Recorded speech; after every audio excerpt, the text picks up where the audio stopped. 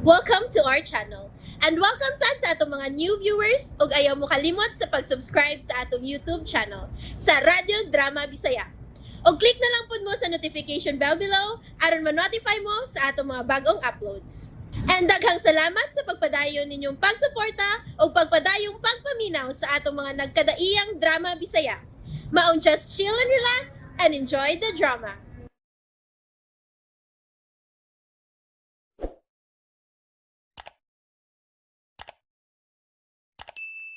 Tierra del Sur. Kana mo iti man eh. Dili na ako ang imong ulipon nga dali ra kay nimong gulat-gulaton. Simberkwinsa. Ayaw kong ina ni Ana ha, Sofronio. Tinuod bitaw. Dili na ako karon nimong ulipon. Nakalingkawas na ko.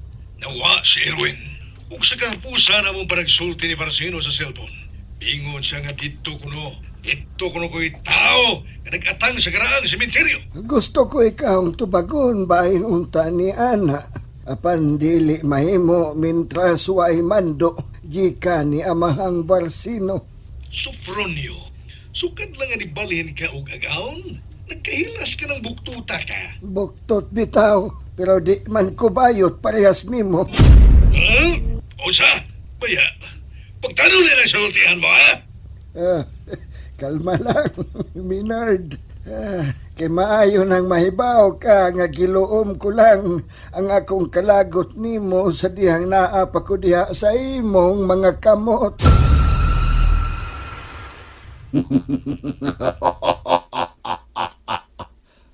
Ayaw kabalaka na ng bahina po niyong husto ka. Dilit na siya ni Muagaon. O ni nahabilin nga mga adlaw, ipakita sa kanhin mong agaon, ngawa ka masayop sa imong pagpili ni amahang Barsino, nga mao'y bag-o na ni mo karong agaon. Amahang Barsino, tungod kay mao ka na ang matuod. Leader ka nga naglig-on sa imong mga miyembro, ug lahi ka sa uban, nga swapang ug nagunahuna lang sa kaugalingon nga interes ug katagbawan.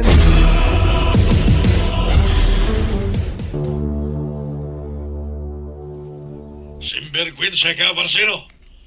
May kinanawag ka. Girombo man nimo si imong kasukot si Sofronio. Naunsa ka man, higalang Minard. Ayaw na lagi ko sang pita o gigala. Kay dugay nang giputol na ko ang atong panagigala. Wa ko manawag nimo aron makiglalis. Kaya ang bakla mas bakbaon pa kaysa babae. Huh? Simberkwinsa! May gisulti ka na ko si Punyong bahin kang Erwin. Husto ba ko? Wa na itita si Erwin. Nangita na kaniya ang iyang pamilya. Uy, yun sa man diyan mo nang ginganla ng Erwin. Nganungari ka man mangita na ko nga imo magkaday na tao.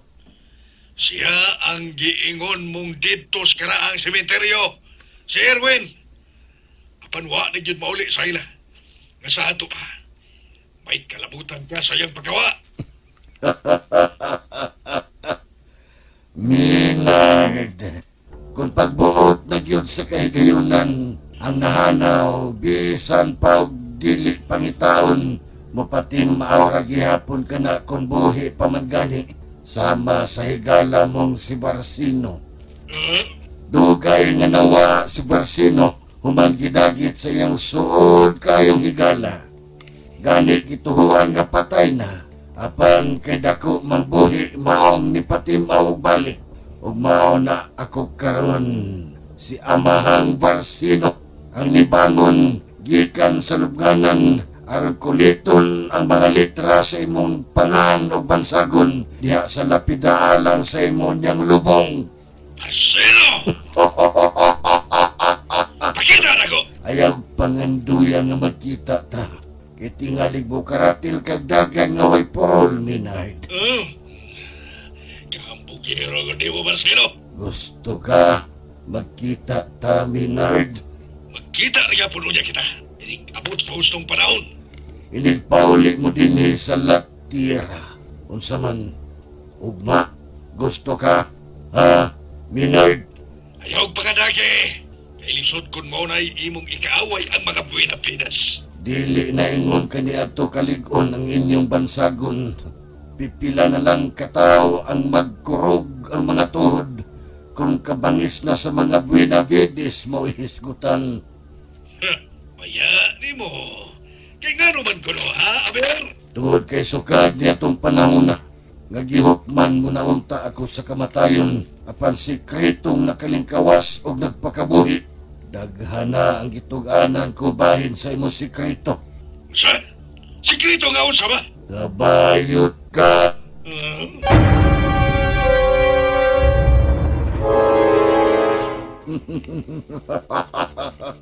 Sinvergüenza, gituba mo ang akong imahe yato sa misalig ka na akong mga elitista o mga miyembros Illuminati. Nisalig lang sila ni Amahang Barsino ug nakita nila ang dakong kalainan. Hinungdan nga miitsa sila sa ilang tuwalya sa pagtuo sa akong gipangamahanan nga kulto o gibiyaan ang kapatiran sa espiritual nga ang labang supremo bayot.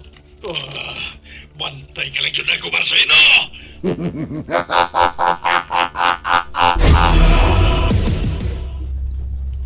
Mao ka na, Ingrasya. Tuan na unta ko ron paingon sa Latira. Kung dili patungod sa kong tao sa Socarira, naging sa iyang pamilya ngawa na mauli. Kay ngano, dinhi nawa sa syudad, Sir Minard. Dito man kahanahanaw sa lungsod sa Latira. Oo, manggani. Pero ang ako ba, nga nagpakisusi pa man ko pinagis pagkontak sa mga tao nga angayan akong pakisayran. Apas lang niya sa Latira. Kung gusto ka, Rolaida langga. Oh, Menard. Mingaon ko nimo. Mga apas bayag yun, ha? O lagi. Angad gamay. Rolaida. Tanasod sa kwarto. Ay makita ang tani Ingrasya na naglabing-labing ta din sa sala. Tanana, dali. Kay iknat na kay og kilay si Ingrasya nga nagsigi og pasiplat nato din. Nasuya tingali na kay way sukay-sukay ng iyang binuyok. Kagarbo ba yan niya nga nakiglabing-labing ni Sir Minard? Uy, baya. Gikalingawan karaah na uy, Rolaida. Kay kun na radyo na siya. AM/FM na si Sir Minard. Kaniadto ragid kong nakahibao, ana. Sawa pamahanaw si Barceno o gidungog nga namatay na. Karon ako nahibaw nga nawa si Erwin o guwan na mauli sa iyang pamilya ng Tarsila. Pasensya na. Pasensya na gid ka dong, Jomari. Nganong wa ka musulti na ko niini? Tungod kay wa ko ikaw disturbuha dong. Unsay isulti sa mga kauban niya dito sa Azucarera, de la Tierra, ha? No? Wa ko na sila masayod kon hain kini paingon. Di ka na siya sa wa pa mahitabo ang iyang pagkahanaw. Kuando?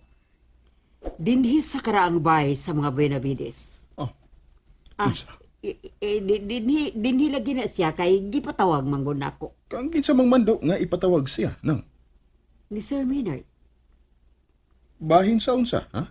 Ng Tarsila? Dunay gipabuhat ang imong amahan ni Erwin dito sa karaang sementeryo sa La Tierra nga wa nagamita. Kung mao ka na, mahimong ikaw baka si Papa Minard ang posibleng matumbok isip POI kon persons of interest ning kalit nga paghahanaw karon ni Erwin. Unsa?